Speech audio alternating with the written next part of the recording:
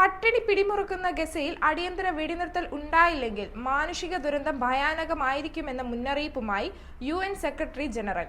ഫലസ്തീൻ തടവുകാരെ വിട്ടയക്കുന്നതിനു പകരമായി ബന്ദിമോചനവും 2 മാസത്തെ വെടിനിർത്തലും എന്ന ഇസ്രായേൽ നിർദ്ദേശം ഹമാസ് തള്ളിയതായി ഈജിപ്ത് ഉദ്യോഗസ്ഥരെ ഉദ്ധരിച്ച് അസോസിയേറ്റഡ് പ്രസ് റിപ്പോർട്ട് ചെയ്തു.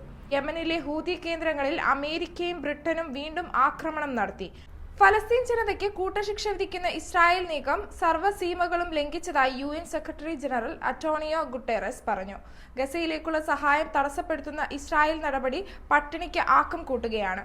ഫലസ്തീൻ അവകാശങ്ങൾ കവർന്ന് ദ്വിരാഷ്ട്ര ഫോർമുല തള്ളിയും ഇസ്രായേൽ മുന്നോട്ട് നീങ്ങുന്നത് സംഘർഷം അനിശ്ചിതമായി നീളാൻ കാരണമാണെന്നും UN സെക്രട്ടറി ജനറൽ മുന്നറിയിപ്പ് നൽകി. 24 മണിക്കൂറിനിടയിൽ ഗസയിൽ ഹമാസ് ആക്രമണത്തിൽ 24 സൈനികർ കൊല്ലപ്പെട്ടതിന്റെ ആഘാതത്തിലാണ് ഇസ്രായേൽ. സംഭവത്തെക്കുറിച്ച് അന്വേഷണം ആരംഭിച്ചതായും റിപ്പോർട്ട് പരസ്യപ്പെടുത്തുമെന്ന് സൈന്യം വ്യക്തമാക്കി.